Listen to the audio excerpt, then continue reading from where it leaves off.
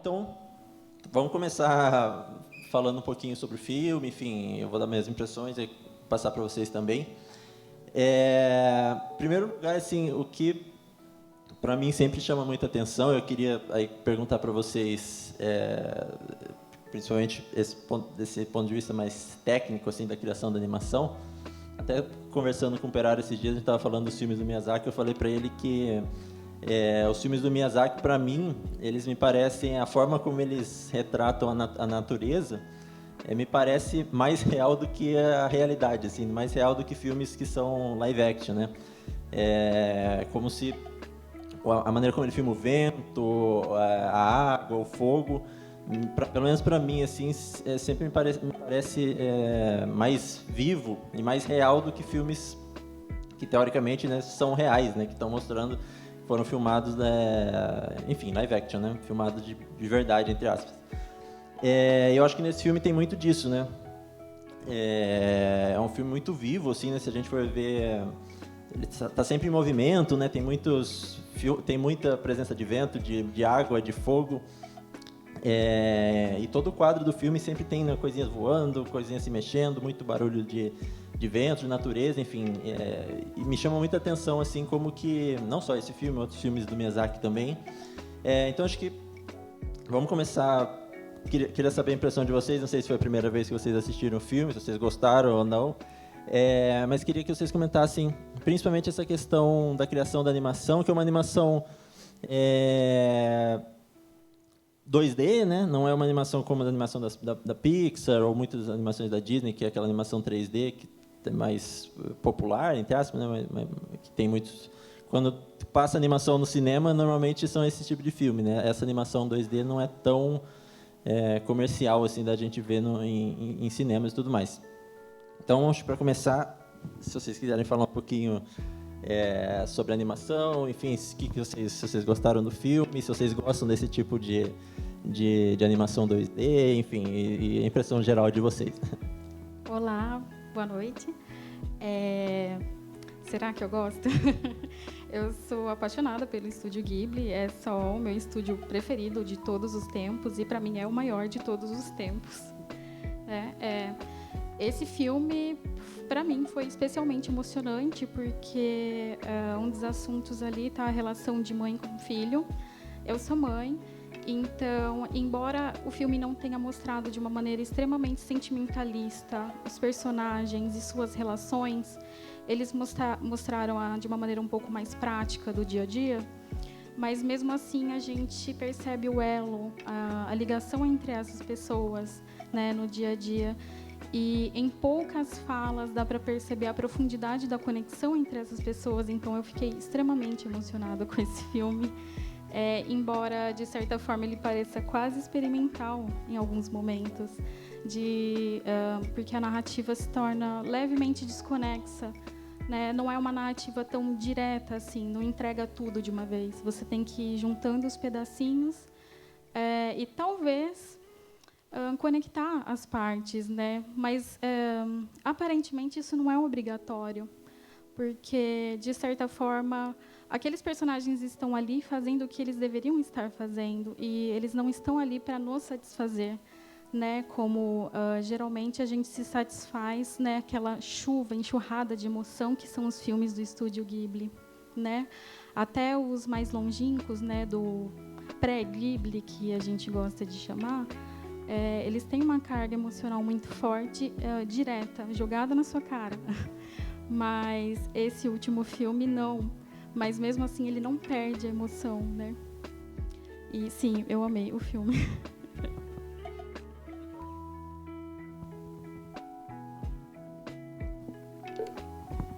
Esse aqui tá. Aí.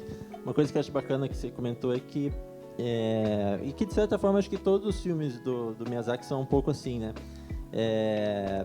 Ele tem toda uma questão totalmente fantasiosa, né? Acho que talvez a palavra-chave para falar dos filmes do Miyazaki seja exatamente fantasia, né? Deslumbramento e coisas completamente... Que aí é uma liberdade da animação também, né? Que você consegue criar o que você quiser, né? Você está partindo do mundo do zero, né? Você não precisa... Você não tem a limitação que a gente tem de filmar em algum lugar e de ter que aproveitar as coisas que já existem, tudo mais. Se você quiser criar, você vai desenhar ali o que você quiser, né?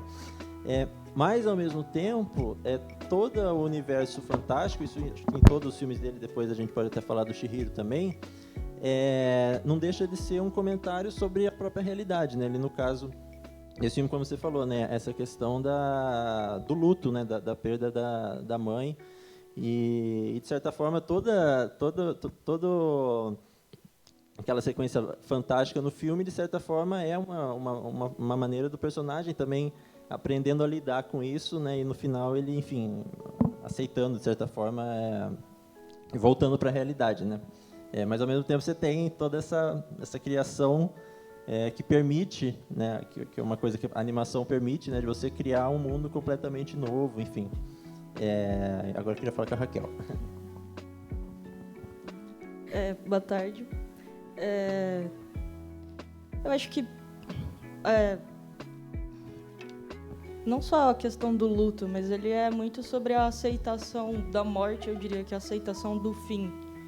Porque ele fala, até por mais que não seja tão direto, um pouco mais desconexo, que nem a Marília comentou, em alguns simbolismos ele é bem direto.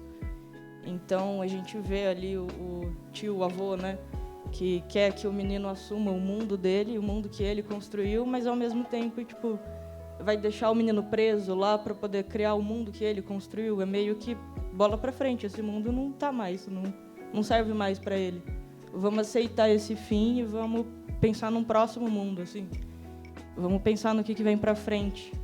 E ao mesmo tempo, eu achei interessante assim, tipo, a gente só tem um dia aqui nesse mundo agora.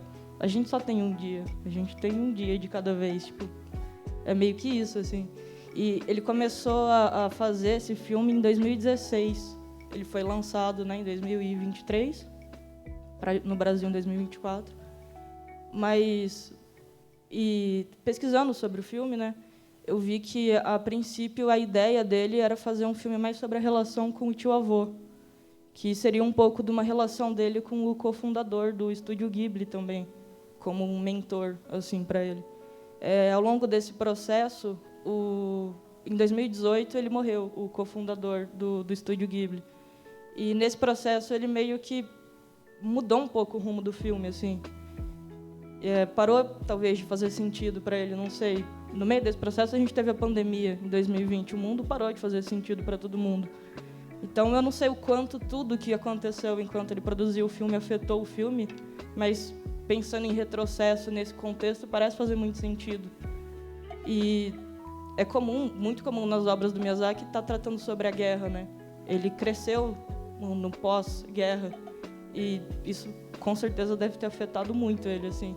E uma coisa que me pegou, assim, de relance, até pensando no que você falou da imagem, como é bonita a imagem da destruição de tudo, é linda demais como tudo vai se destruindo. E como, de repente, a partir do momento que aquelas pedras caem e aquela pedra destrói, tudo vai sumindo, assim, eu pensei muito na questão da guerra e da explosão da bomba nuclear, porque é mais ou menos isso do que a gente ouviu ver de relatos, assim, né? Leu de relatos e tal. Foi, de repente, um rastro e tudo se destruiu, tudo acabou. E também foi um novo mundo que surgiu ali. Eu fico tentando imaginar o que fez o Miyazaki resolver fazer mais um filme. Ele começou em 2016, acho que em 2011, 2016 teve tsunami no Japão, teve problema nuclear de novo, não sei. Foram correlações que eu fui pensando no que fez ele voltar, se ele já tinha anunciado a aposentadoria até mais de uma vez, assim. Bacana que esse filme é o filme que marca a volta, né, do Miyazaki, né? Ele tinha anunciado a aposentadoria, acho que em 2013, se não me engano, né, com Vidas ao Vento. E eu lembro ali nos anos seguintes, 2014, 2015, a gente falar do Miyazaki como um diretor que já tinha encerrado a carreira, né? A gente falava e pensava o Vidas ao Vento como o filme, é o último filme dele e tudo mais. E volta agora e um filme que está fazendo bastante sucesso, né? Está indicado ao Oscar, né? Acho que tem grandes chances até entre ele e o Homem-Aranha, né? Amanhã, acho uma das poucas categorias do Oscar que está realmente disputada, né? Enfim, acho que seria um dos dois. Mas aí, puxando um gancho, eu queria também comentar um pouquinho sobre a Viagem de Chihiro. A gente estava até falando, né? Um filme que, de certa forma, ele tem um pouquinho de talvez todos os temas principais do Miyazaki, né? Você falou da questão histórica, Certamente não é à toa que o filme se passa durante a Segunda Guerra, e nesse sentido até o desfecho do filme é até meio melancólico, não só...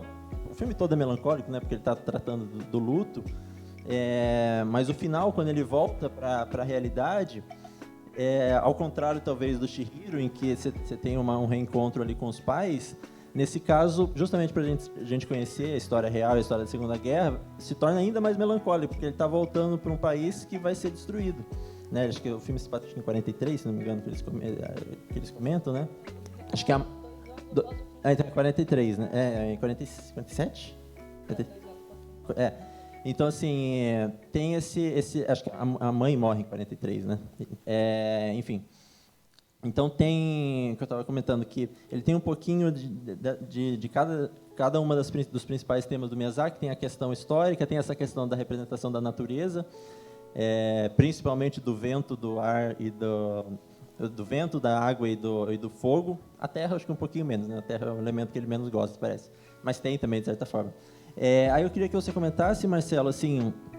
Como que você vê esse filme em relação, pensando na carreira do Miyazaki, principalmente na Viagem de Chihiro, porque é um filme que tem uma estrutura muito parecida com a Viagem de Chihiro, né? Porque é um filme que também começa realista, ali apresentando os personagens num ambiente que... Ele poderia ser um live action ali no começo, não precisava ser uma animação, né? Poderia perfeitamente ali ter atores e tudo mais. A parte fantástica que é mais complicado de pensar, né? E aí tem toda, no caso da Viagem de Chihiro, né, toda a viagem e os personagens que ela encontra e tudo mais, e no fim uma volta à realidade, que ao mesmo tempo todo esse lado fantástico de certa forma, enfim, talvez uma nova visão, uma nova maneira da personagem enxergar a realidade. E aí um outro tema que é muito presente na obra dele, nesse filme, seria a questão talvez do amadurecimento, né? São personagens que sempre... Ele gosta muito de trabalhar com personagem criança, né? Que mesmo quando está no corpo de uma velha, como no caso do Castelo Mágico, é uma criança, na verdade, amaldiçoada, né? Com corpo de velha, enfim. Então, queria que você comentasse um pouquinho assim, sobre essa relação do filme com os outros filmes do Miyazaki, principalmente A Viagem de Chihiro, e também se você gostou do filme, enfim, se foi a primeira vez que você viu e tudo mais. Eu acho que esse microfone aqui está funcionando. Boa tarde. Foi a primeira vez que eu vi o filme. Eu resolvi esperar, né, um pouquinho, né, para ter esse arrebatamento, né, de ver, ter um olhar assim mais impactado, né? Vamos dizer assim, não ter uma coisa muito racional depois para analisar. Eu acho que ele tem bastante em comum com os outros filmes, tanto em elementos assim, visuais, quanto em elementos narrativos, porque, como você disse, a gente tem um personagem que é criança, que tem que resgatar, né, pelo menos que quer resgatar alguém da família. A Chihiro queria resgatar os pais, né, que estavam transformados em porcos, e nesse filme ele quer resgatar a mãe que a garça falou que estava morta. Então, é um resgate de pessoas vivas, resgate de pessoas mortas, né? Ele quer trazer de volta. E também tem uma trajetória de amadurecimento ali, né? Ele vai ter que lidar com o luto da mãe, ele vai ter que lidar com uma situação assim que deve ser, assim, a gente se colocando no lugar do personagem, né? Deve ser bem desagradável você ter a sua tia, de repente vai se tornar a sua mãe adotiva, né? No caso, não porque ela vai te criar, mas porque ela vai casar com o seu pai, né? Então, o personagem ele vai ter sentimentos assim bem complicados. Da mesma forma, quando ele passa por todos aqueles cenários diferentes, a gente consegue ver, ter lembranças de outros filmes. Aquela grama sendo, né, movida ali pelo vento, aquele portal, logo que ele chega no outro mundo. Então, lembra muito aqueles cenários do Castelo Animado, né? Quando ele abria a porta, de vez em quando, você via algumas coisas naquele sentido. Aqueles cenários europeus, né? Que destoam do cenário japonês, né? Então, você vê uma coisa... Quando mostra o cenário japonês, você tem madeira. Quando você vai para o cenário europeu, você tem pedra. Você tem personagens que são representados assim, de uma forma meio genérica, com a pele escura, como se fossem sombras, né? Isso você tem em outros filmes. Você tem no Castelo Animado, você tem os personagens que estão em preto. Você tem na Pônio aqueles personagens, as ondas e tal, né? Que são meio antropomorfizadas, né? Elas estão ali também na forma daqueles aglomerados assim de passarinhos que se empurram ali para quebrar uma porta, para entrar por uma porta. Então essas imagens assim, elas são bem características. A representação do fogo mesmo, né? A gente tem, eu acho que pensando bem, ele tem muito a ver com o Castelo Animado, né? Porque a gente tem o Calcifer no Castelo Animado e tem a Rime, que é a mãe dele, que também é um espírito do fogo. E eu acho que a coisa da natureza assim está tão presente na representação, muito por conta também, acho que de um sentimento religioso, né? Eu não sei o quanto ele representa a religiosidade e realmente faz parte dele, como é que ele vê isso, mas parece uma coisa meio do shintoísmo, né? De dar esse valor para a natureza e tal, né? Até a gente vê um momento lá que quando a garça vê uma outra garça morrendo, a gente tem uma expressão de religiosidade da garça que ela fala um Namamida Butsu, né? Que é uma coisa do budismo, né? Não do shintoísmo. E que você vê também em outros filmes, quando tem a viagem, o filme do Totoro, né? Então, quando eles estão procurando a menininha lá que desapareceu, então eles também fazem essa recitação do Nembutsu, né? Então tem esses elementos que são culturais, mas que também são bem característicos da forma de representar. Aquela galeria com aquelas portas enormes, aquilo lembra bastante também a residência da vilã, se a gente pode dizer assim, do filme do Castelo Animado. Eu acho que o que tem de parecido com o Chihiro é esse amadurecimento da heroína, mas isso também é comum em outros filmes. Mas visualmente, assim, ele me lembra muito o Castelo Animado. Mas eu acho que são detalhes, porque acho que a experiência dele é mais alucinante, né? Muito mais coisa acontece e eu acho que as emoções do filme são um pouco mais representadas de uma forma mais, sei lá, aflitiva, não sei, acho que é uma forma de dizer, né? Em comparação com os outros, né? Sim. Acho que querem comentar mais alguma coisa? Pode falar. A gente vai reparar que esse filme traz muitas referências de quase todos os filmes do estúdio, né? Que nem ele falando do gramado e do jeito que as nuvens estão se movendo, que aparecem praticamente todo o filme. É difícil citar um, mas lembrou também muito do serviço de entrega da Kiki, né? Então, a própria Rime, ela parece muito com a Kiki em alguns aspectos, mas também parece com outros personagens. Em várias cenas vocês vão acabar notando que realmente tem referência de quase todo o filme ali. O jeito que a Rime aparece assim no fogo é idêntico ao Hall quando ele está coberto pelas penas negras de corvo dele. Então, se você pegar, vai ter muitas referências de vários filmes. E o elemento pedra, ele é muito... O Miyazaki ama pedra, porque ele ama grandes construções. Então, realmente tem essa valorização da natureza como ação destruidora e transformadora. Você falou do serviço de entrega que eu lembro que quando eu assisti esse filme, eu pensei assim, eu nunca vi um personagem... Eu adoro Harry Potter, mas eu nunca vi alguém voar numa vassoura tão bem quanto naquele filme. E vendo esse filme eu tive a mesma impressão, assim, acho que ninguém faz os personagens tão bem quanto o Miyazaki. Você realmente, quando a garça voa, quando os personagens voam, você sente realmente o vento ali, né? Enfim, quer comentar mais alguma coisa ou vamos abrir por... alguém quer comentar alguma coisa? Fazer alguma pergunta? Acho que seria legal ouvir também a impressão de vocês. Não sei se alguém já tinha assistido o filme, viu pela segunda vez, ou se viu pela primeira vez quais foram as impressões, acharam estranho, gostaram, enfim, acho que seria legal ouvir vocês também. Se vocês tiverem alguma pergunta para alguém.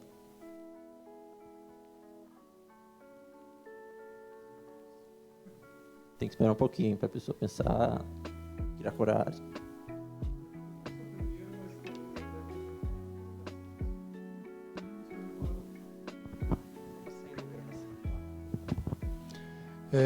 Uma coisa que eu reparei, eu não vi todos os filmes do Miyazaki, mas eu vi alguns, e algo que é muito comum nos filmes dele, para mim, é essa dubiedade dos personagens, né?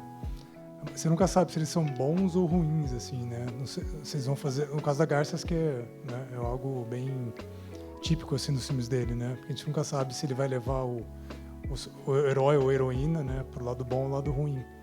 Como vocês veem nesse filme, essa colocação? Vocês acham que também está bem explícito isso? E como que está relacionado à obra do Miyazaki, né? Se vocês têm as outras obras ou se vocês também sabem de algo do Miyazaki como pessoa, por ele ter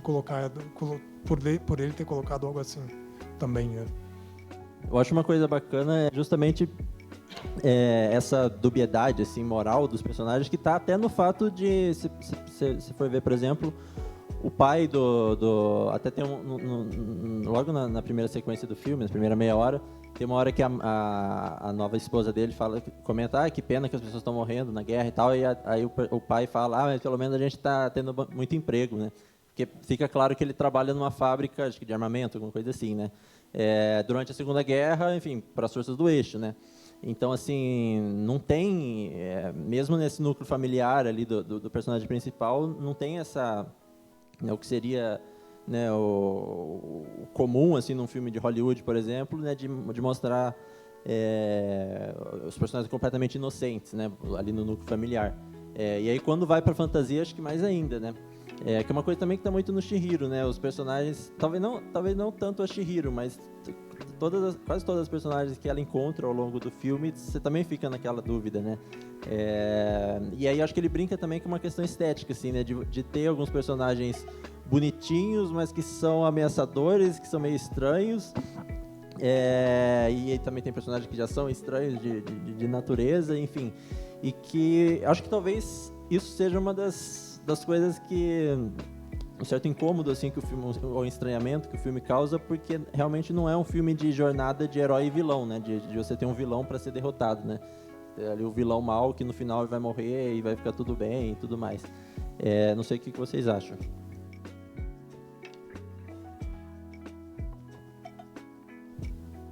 Eu acho que não, também não vejo tão um vilão assim. Acho que não costuma ter também nos filmes dele, né? Tem muito essa dubiedade, como o Peraro comentou. Mas o que me chamou um pouco a atenção nesse é que o personagem principal, ele também... A gente demora um pouco para ter esse carisma com ele, assim, né? Ele é um personagem um pouco mais seco também. Que a gente tem na Chihiro, a gente se identifica logo com ela. A Kiki, sabe, os outros personagens, o Totoro, tudo. A gente tem todas as crianças ali que são crianças fofinhas que a gente se identifica fácil. Mas ele é um menino que está passando por um processo mais pesado. Assim como a história é um pouco mais seca, tem a fantasia, mas não tem aquele deslumbre. Tem, visualmente, tem. Mas não tem, de modo geral, como os outros filmes. Assim. E o menino também é um pouco mais seco, assim, né? Tem o lance dele da pedra, então ele também... Ele até tem aquele diálogo com o tio-avô dele, fala, não, mas eu também tenho maldade, eu não posso relar nessa pedra.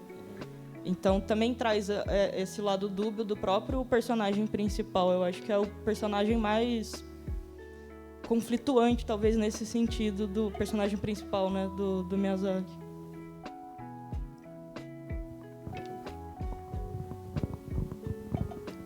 Uma coisa dos personagens que tem esse comportamento ambíguo, né? Acho que ele tenta representar de uma forma que eles sejam o mais humanos possível, né? E pensando agora, né, enquanto vocês estavam falando, ele usa muito do grotesco para deixar a gente com essa expectativa, né? Porque normalmente nos desenhos animados você tem o grotesco como um indicativo de que aquele personagem ele vai fazer alguma maldade, né? E no Chihiro, todos os filmes dele, né? Você tem esse choque, né? Porque eles não são aquilo que você espera, né? E personagens que, num primeiro momento, têm um comportamento assim mesquinho, acabam se modificando no decorrer da história. Agora, uma coisa que eu vejo, sim, que tem em comum com outros filmes também, lá mais para o final, quando a gente vê o Rei dos Periquitos lá, a gente vê que tem os cartazinhos, né? Do Dutch. E ele realmente, aquelas aves lá militarizadas, ele realmente parece com o Dulce, né? Com Dutch, né? Acho que assim se pronuncia, que seria o Mussolini. E que, mesmo com todo estrago, ele parece sentir que tem um dever em manter aquele mundo que está se despedaçando, né? Ele sente que tem um dever moral de defender o reino dele, mesmo, no fim das contas, ele que causa a destruição. Então, isso vai ter no Porco Rosso, né? Que vai ser a luta dele contra os fascistas, né? Que, no final, cada pessoa, independente do lado que está, ela acha que está no lado certo. E, com isso, acaba fazendo muitas coisas, assim, erradas, né? De machucar, de matar. Então, acho que é uma coisa bastante comum. Acho que ele coloca muito nos filmes dele essa dubiedade mesmo, de mostrar os personagens de uma forma que a gente se identifique, né? Que de vez em quando vai fazer coisas boas, de vez em quando vai fazer coisas ruins, e que isso seja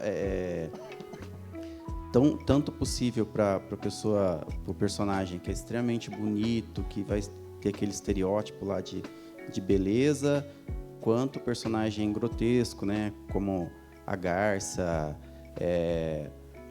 Ele coloca também as outras garças, né? Que são animais que você vê com beleza ali, aquelas representações e tal, mas, de repente, lá elas vão comer os bichos. Isso é uma coisa comum.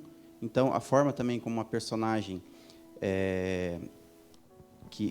a pirata, que me fugiu o nome agora, que ela corta o peixe, quando o próprio Marrito ele corta o peixe, que sai todas as vísceras do peixe, né? Então, tem uma coisa do grotesco, meio que mostrar que a natureza vai ter essas coisas meio terríveis, né? Que é uma coisa que faz parte. Eu acho que ele deixa para a gente pensar a respeito, né? Das coisas boas, coisas ruins e coisas tenebrosas que a gente vai ter que lidar na vida, né?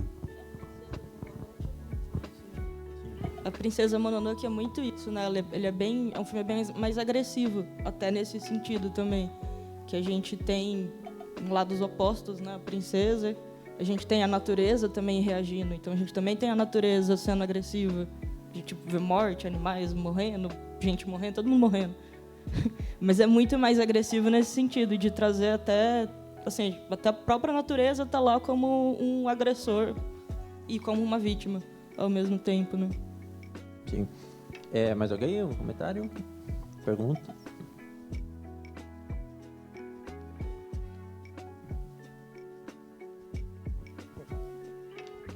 Eu gostaria de dar minha opinião, porque, na verdade, primeiro eu gostaria de começar falando que esse foi, acho que, o segundo filme que eu vi do Miyazaki.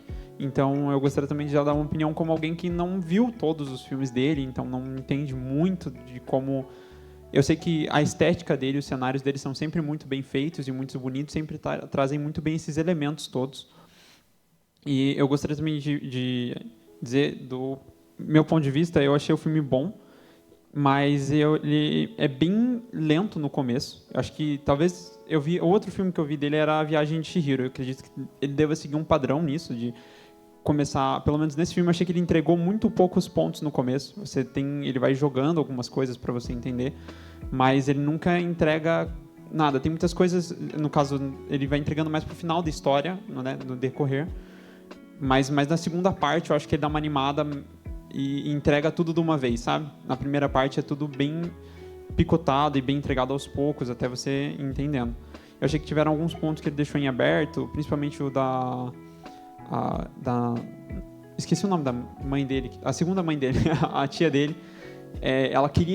Ela deu a entender que ela foi para o outro mundo para ter o filho dela lá, mas não se explicou nada sobre isso, qual que era a intenção dela com isso, se era deixar o filho dela para ser sucessor, para o Marrito não ter que ser, ou se era para o que ela queria com isso, né? Falando que não gostava dele claramente para afastar ele daquele momento, porque ela não queria que ele ficasse por lá.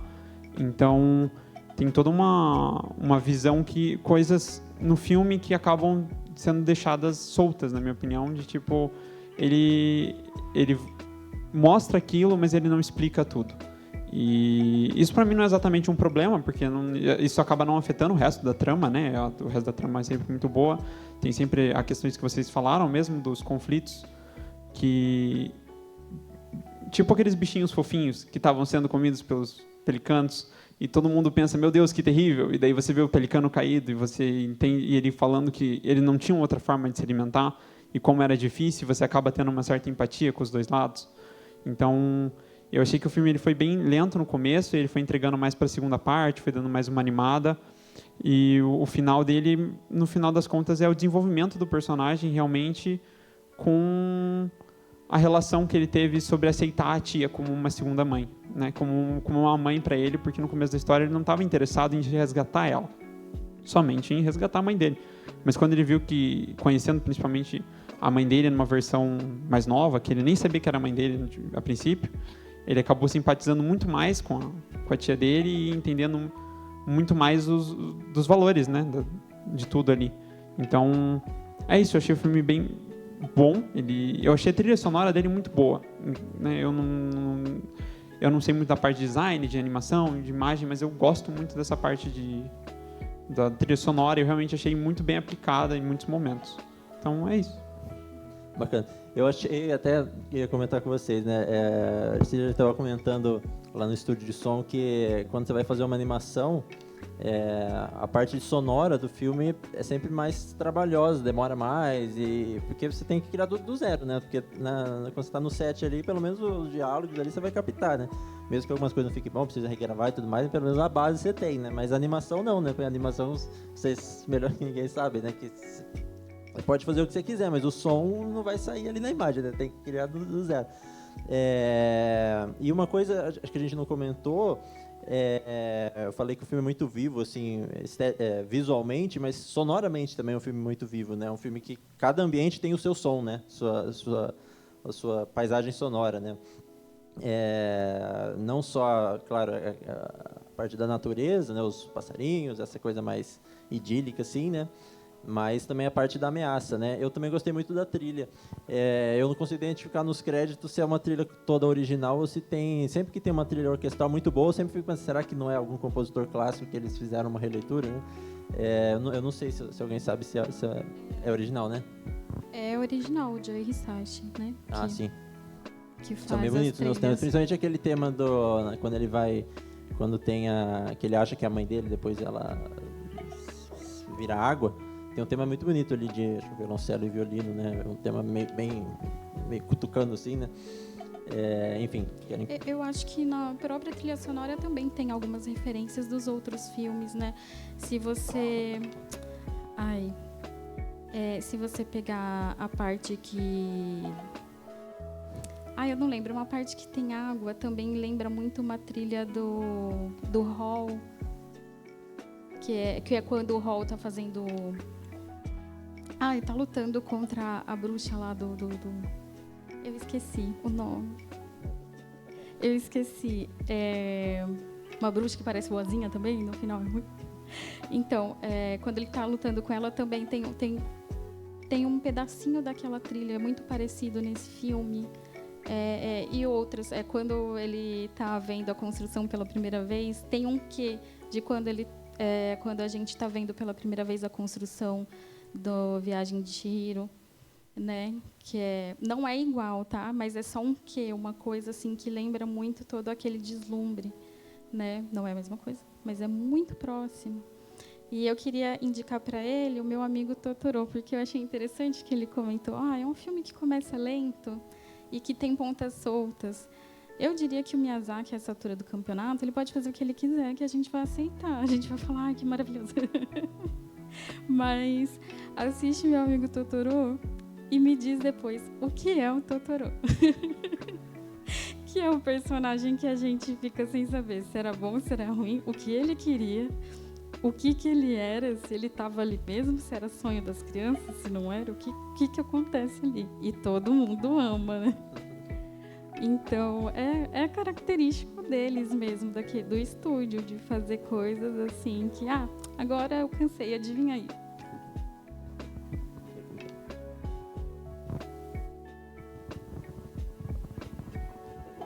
É uma coisa assim que eu percebi naquele trecho em que ele encontra a madrasta, né? Eu não tinha entendido essa coisa dela dizer assim, eu te odeio, né? Mas me pareceu assim, num certo momento, que era por conta da própria rejeição dele, né? E nesse momento ele começa a aceitar, começa a chamar ela de mãe. Então, eu acho que isso faz parte do amadurecimento do personagem. Mas a ponta solta, realmente, um mistério para mim que eu não consegui entender também, é porque ela foi dar à luz naquele lugar. Realmente, talvez assistindo outras vezes e tal, dê para entender, mas realmente não vejo a lógica. Me parece que a partir do ancestral lá que construiu tudo aquilo, meio que os familiares tinham essa ligação, porque a irmã, a mãe, né, dele, que a Rime, ela foi para lá quando criança e voltou super feliz. Então também tem uma coisa de viagem no tempo, né? Porque ela falou, eu tenho que voltar para lá porque ainda tenho que ficar grávida de você, tá? Então tô indo. E porque você é sua mãe. Então dá a impressão que a alegria da mãe era por conta disso e tal. Então eu imagino que existe uma ligação da família a partir desse parente que construiu para ir para aquele lugar. Mas me parece, tendo em vista que o lugar é tão assustador, né, tão cheio de perigos, né, que a mãe vai para um lugar e ter o filho ali. Mas também tem essas coisas doidas nos filmes deles. Se você pegar o Pônio, a mãe abandona o filho para ir para o asilo, no meio de um tsunami. Não faz sentido, né? Então não é o que você espera de uma mãe. E da mesma forma que você vê que é um pai, em Pônio, né? Um pai super protetor que não quer deixar a filha ir para o mundo de forma nenhuma. Você tem dois extremos, né? Então é bem interessante a forma que ele trabalha isso, né? E também a gente tem uma mãe na Pônio lá que quer que a filha corra riscos, né? Riscos grandes. Eu imagino que isso também faz parte da visão de mundo dele, que ele tenta colocar nos filmes, né? Nessa coisa de mostrar o incrível, o sublime e o terrível, né? Mas eu acho que as pontas soltas vão fazer parte. Eu acho que ele gosta de colocar a história de uma forma que a gente tenha vontade de assistir várias vezes e tá sempre vendo sob um novo ângulo. Acho que até o método dele produzir, né? Porque normalmente os filmes dele, eles são feito o storyboard e o roteiro enquanto o filme está acontecendo. Então, acho que nesse meio tempo, e também são 7 anos de produção, né? Eu acho que dá tempo de muita coisa mudar, né? Então, quando você vê, teve um documentário, acho que da NHK, né, falando dele, diz que é o terror do produtor, do Toshio Suzuki, porque ele vai mudando as coisas no caminho, e tem um orçamento, e ele vai mudando o tempo todo. Então, acho que isso também se reflete na forma como ele constrói a história. Então, vão ter as pontas soltas mesmo. Nesse documentário, o produtor fala, né? Acho que a média é 10 minutos por mês. Nesse filme foi 1 minuto por mês para poder produzir e ir alterando, né? E é isso, ele faz o storyboard, o roteiro vai surgindo conforme e as coisas vão acontecendo tudo em torno do própria imagem, né? Ele constrói muito a narrativa com a imagem. Então acho que por isso também que as imagens dele são tão lindas, assim, tão significativas. E o Miyazaki gosta de botar a criança para sofrer mesmo, né? Acho que tirando o Porco Rosso, a gente só vê as crianças tendo que se virar ali. Mais alguém?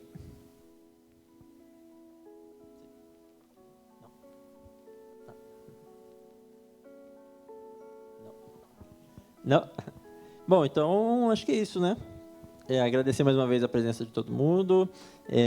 Não sei se o filme continua em cartaz, mas se vocês acompanharem lá no Instagram do Vila Rica, enfim, tem lá a programação completa. E se vocês quiserem convidar o pessoal para a estreia do filme de vocês, qual que é e quando que é? A gente tem uma primeira exibição na Guarda Mirim, né, no dia 12, de manhã e à tarde, às 9 e às 14. Tem uma segunda exibição na ML, que é do outro lado da rua, pra lá, enfim, do outro lado da rua, às 8h30 da manhã. E vai ter uma outra grota no Sesc.